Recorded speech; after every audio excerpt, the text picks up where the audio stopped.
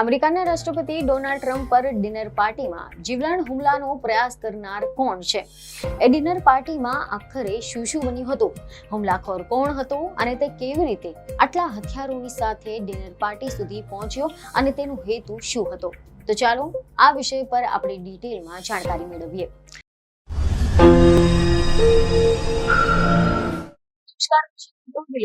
શોમાં આપનું સ્વાગત છે.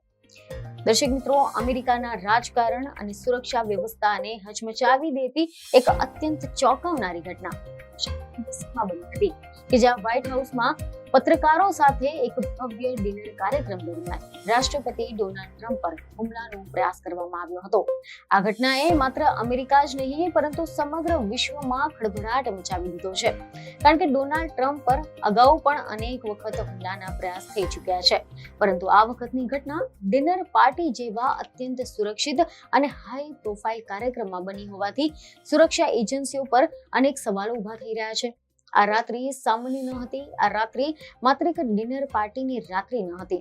આ રાત્રિ ઇતિહાસના પાનાઓમાં એક નવા પ્રકરણની શરૂઆત બની રહી હતી કે જ્યાં ચમકતા દીવો, રાજકીય ચર્ચાઓ અને પ્રભાવશાળી મહેમાનોની વચ્ચે અચાનક સંભળાયેલા ગોળીબારના અવાજો સમગ્ર માહોલને એક જ ક્ષણે બદલાવી નાખ્યો હતો. કે જ્યાં હાસ્ય અને ચર્ચાનો અવાજ હતો, ત્યાં ભય અને અફરાતફરી ફેલાઈ ગઈ હતી. કે જ્યાં સુરક્ષિત માનવામાં આવતું સ્થળ હતું, ત્યાં જોખમનો અહેસાસ થવા લાગ્યો.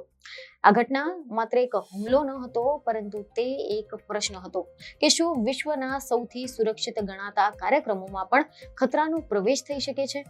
મીડિયા અહેવાલ અનુસાર એવી માહિતી સામે આવી રહી છે કે આ બધું જ શરૂ થયું ત્યારે કે જ્યારે રાષ્ટ્રપતિ ડોનાલ્ડ ટ્રમ્પ વ્હાઇટ હાઉસના પત્રકારો સાથે એક વિશેષ ડિનર કાર્યક્રમમાં હાજર રહ્યા હતા કે જ્યાં રાજકારણ, મીડિયા અને શક્તિનું અનોખું સંમેલન જોવા મળ્યું હતું. મહેમાનો પોતાના ટેબલ પર બેઠા હતા, ચર્ચાઓ ચાલી રહી હતી, હાસ્ય ગુંજી રહ્યું હતું અને બધું જ સામાન્ય લાગતું હતું. પરંતુ આ સામાન્યતા થોડા જ પળોમાં તૂટી ગઈ જ્યારે અચાનક કેટલાક અજાણ્યા ધડાકા સંભળાયા હતા. શરૂઆતમાં ઘણા લોકોને સમજાયું નહીં કે આ શું થયું છે.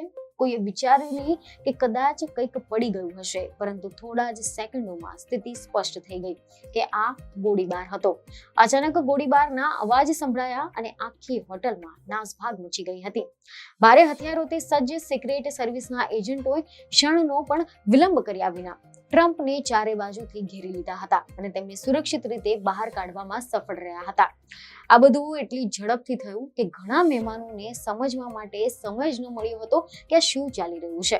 લોકોના ચહેરા પર ભય સ્પષ્ટ દેખાતો હતો. કેટલાક તો ઊભા થઈ ગયા, કેટલાક ઝૂકી ગયા અને કેટલાક તો સ્થિર થઈ ગયા હતા. આ હુમલાખોર કોણ હતો અને તે કેવી રીતે આટલા હથિયારોની સાથે ડિનર પાર્ટી સુધી પહોંચી ગયો અને તેનો હેતુ શું હતો, તે અત્યારે સૌથી મોટો પ્રશ્ન છે. જોકે ડોનાલ્ડ ટ્રમ્પે પોતે આ ઘટના બાદ social media platform truth social પર હુમલાખોરોની તસવીર શેર કરી હતી, જેમાં તે શર્ટ વગરની અવસ્થામાં જમીન પર પડેલો દેખાય છે અને તેના હાથ પાછળથી બંધાયેલા હતા. અને પોલીસના સત્તાવાર રિપોર્ટ મુજબ આ સંદિગ્ધ હુમલાખોરની ઓળખ 31 વર્ષીય કોલ ટોમસ એલન તરીકે થઈ છે, જે કેલિફોર્નિયાના ટોરન્સ શહેરનો રહેવાસી છે. મેટ્રોપોલિટન પોલીસ વિભાગના ઇન્ચાર્જ ચીફ જેફરી કેરોલના જણાવ્યા અનુસાર આ હુમલાખોર એ જ હોટલમાં રોકાયો હતો કે જ્યાં આ ભવ્ય ડિનર કાર્યક્રમ ચાલી રહ્યો હતો, જે દર્શાવે છે કે આ હુમલા પાછળ કોઈ ઊંડું કાવતરું હોઈ શકે છે. હુમલાખોર પાસે જે પ્રકારના હથિયારો મળી આવ્યા છે તે જોઈને પોલીસ પણ તેની પાસેથી એક શોટગન, એક હેન્ડગન અને અનેક ખતરનાક ચાકુ મળી આવ્યા હતા. જેફરી કેરોલે સ્પષ્ટ કર્યું કે ચેક પોઈન્ટ પર સુરક્ષા એજન્ટોની સતર્કતાના કારણે આ મોટી દુર્ઘટના ટળી છે. મેટલ ડિટેક્ટર મશીન પાસ કરવાનો પ્રયાસ કર્યો ત્યારે સુરક્ષા એજન્સીઓએ તુરંત તેને પકડી લીધો હતો.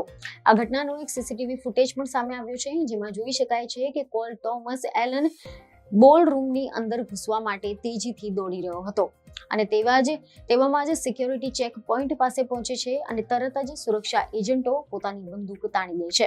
આખી ઘટના રાત્રે આશરે 8:35 વાગે બની હતી, જ્યારે સ્ટેજથી માત્ર 100 ફૂટ દૂર મુખ્ય દરવાજા પાસે ગોળીબાર જેવો અવાજ આવ્યો હતો. જોકે એવા પણ અહેવાલ છે કે વોશિંગ્ટન ડીસીના મેયરે જણાવ્યું કે હાલમાં આ સંદિગ્ધ જે કોલ ટોમસ એલન છે તે પોલીસની કસ્ટડીમાં છે અને તેને હોસ્પિટલમાં સારવાર આપવામાં આવી રહી છે. અમેરિકન એટર્ની જીનેને પીરોએ આ સંદિગ્ધ સામે અત્યંત ગંભીર આરોપ મૂક્યા છે, જેમાં હિંસક ગુના દરમિયાન ઘાતક હથિયારનો ઉપયોગ કરવો અને ફેડરલ અધિકારીઓ પર હુમલાનો સમાવેશ થાય છે.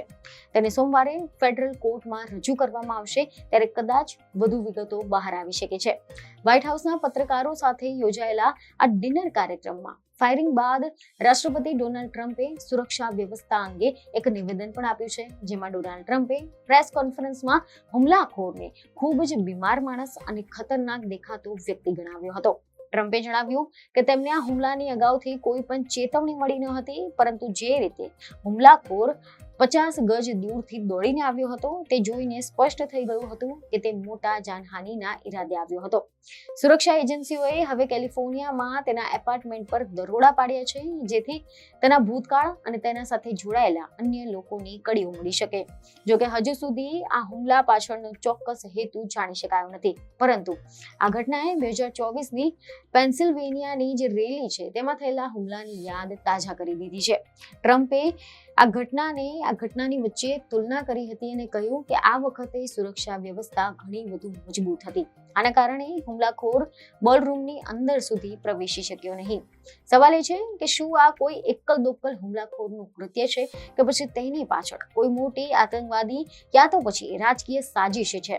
કોલ થોમસ એલન જે રીતે હોટલના રૂમમાં બુક કરાવીને રોકાયો હતો અને હથિયારોનો મોટો જથ્થો છુપાવ્યો હતો, તે કોઈ પ્રોફેશનલ ગુનેગાર જેવું વર્તન છે. એવા પણ સમાચાર છે કે પોલીસ ઇન્ચાર્જ જેફરીએ જણાવ્યું કે સંદિગ્ધને કોઈ પણ ગોળી વાગી નથી. હાલમાં જનતા માટે કોઈ પણ ખતરો નથી, પરંતુ એક વાત સ્પષ્ટ છે કે અમેરિકાના રાષ્ટ્રપતિની સુરક્ષામાં આ પ્રકારની ઘૂસણખોરીના પ્રયાસો લોકશાહી અને સુરક્ષા તંત્ર માટે લાલબત્તી સમાન છે.